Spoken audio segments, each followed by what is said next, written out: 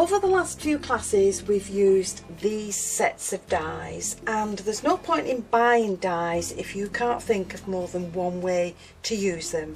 So that's what we've done in the last few classes. We've combined these in different ways, and we're also going to combine these again in today's class.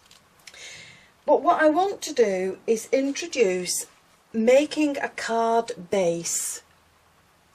Now, any one of these grand dies will create a card base for you, but for the purposes of this class I'm going to use these, and these are the grand large labels, and I love this shape. It makes beautiful cards.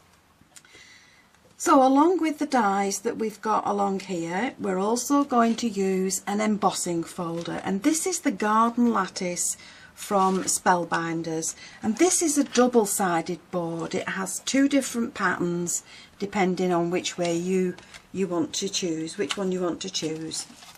I'm also going to use some flowers, so I'm using the layered poinsettia, I'm using Blossoms 5, I'm going to use the foliage die, and I'm also using this Sun-Kissed Fleur, and this was a Spellbinder die for Heartfelt Creations, and this die creates lots of flowers all in one go.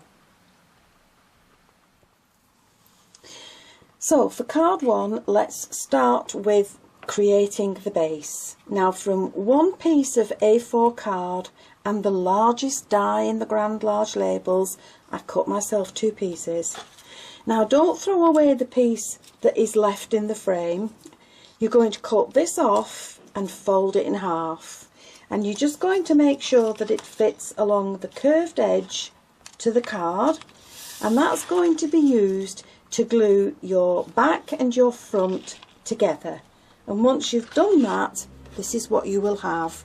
There's the hinge, and there's the card base ready to work with.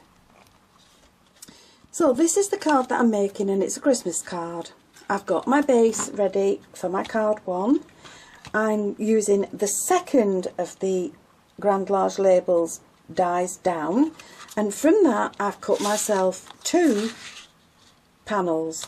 Now, one is going to go inside the card, one is going on the front of the card, and both of those have been embossed. But I want to layer them onto some red and some green card.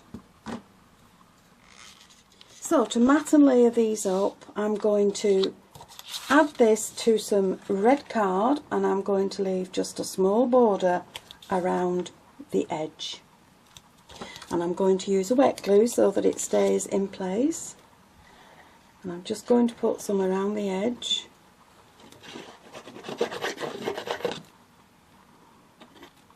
Now, once I've added that to the red layer,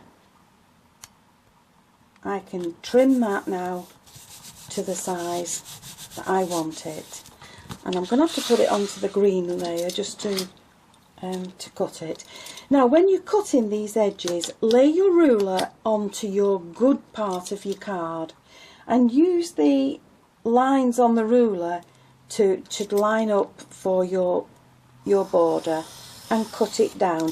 If you do it that way around and you slip, you'll end up going into your good card. So cover the good part up and use your ruler to just cut the border. Now, once you've done that, you're going to have to freehand cut around these edges so that they follow the shape of the card. And you have to do this because there is no middle die between the dies that you've used. Now, once you've done that, you're going to lay that and do exactly the same with the green layer. Leave a small border, glue it in place, cut it along the side and trim the edges. And once you've done that, this is what you will have. And you're going to do it twice, once for the inside and once for the front of the card. So once we've got the base and the liner and the front created, we can pop those on one side and work with the flowers. So I'm using the 4 parts to the flower and the leaf. I'm not bothering with these little bits in the middle. And you're going to cut yourself as many pieces of the flower as you need. And before you take them out of the die, if you ink over the pattern, you will have that left on your card. Now once you have your flowers cut out that you need to add some shape to these petals. So I'm going to put it with the good side facing down, and all I'm using is just an old mouse mat. Now I'm using a flower shaper tool, and all I'm doing is just stroking down the petals just to give them some shape, and all this does is it just breaks up the fibre in the card. So I'm going to do that, and then once I've done all the petals, I'm going to turn it back so that the good side is facing upwards, and I'm just going to push in the middle. And I'm going to do that with all the sizes of the flower until they're all shaped. Now once you've shaped all your petals, you're going to layer them all together, but you're going to offset the petals, and you're going to come down to the smallest size and add that in there. And then all I've done is just add a red pearl into the middle of the poinsettia. Now if you want to make a smaller flower, then just miss out the largest petal there. But if you're going to do that, then add in an extra petal of the same size and offset it, and that just keeps the flower looking full. And again, pop in the pearl in the middle. And you can do that with the next layers down, just to give yourself tiny poinsettias. Now don't think that poinsettia flowers or this die is just for Christmas. You can change the look of this particular die just by snipping into the edges of the petals, and that's all I've done. I've just made 3 little snips in there. Once I've run the ball tool around it and layered more layers together, this is what I get. And this is just as pretty as that, but it does look different. So from the Asian accents and the largest of the square dies from the motifs, I've cut myself a panel.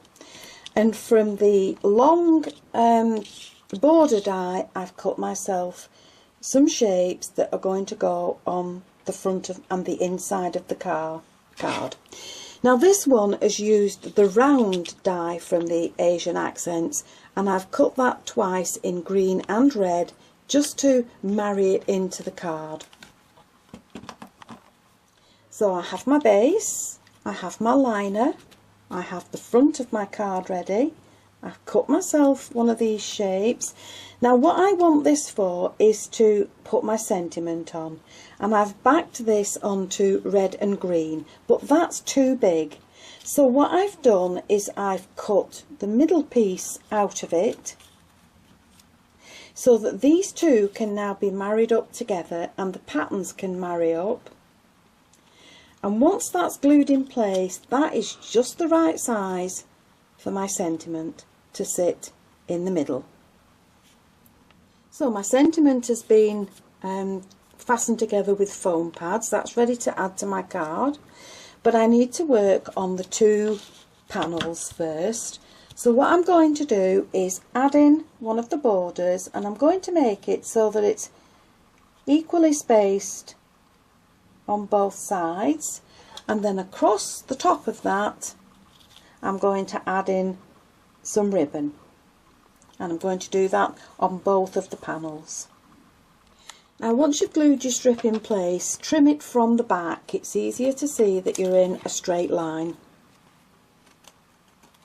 And then on top of that, then add in your ribbon, glue it on the back, and those workings then will be hidden when you pop that on your card. So with all the bits to my card now ready, I'm going to just have a dry run and see where I want to pop things. The sentiment will go along there. I'm going to add the leaves to the poinsettia along here. I'm going to add one of the flowers in. I'm going to pop a bow along the bottom, and then I'm going to use some of my bling, and I'm going to cut a portion of this off, and I'm going to have that sat along there coming out from behind the flower. So I've added some snow to the poinsettia and along the top of the sentiment.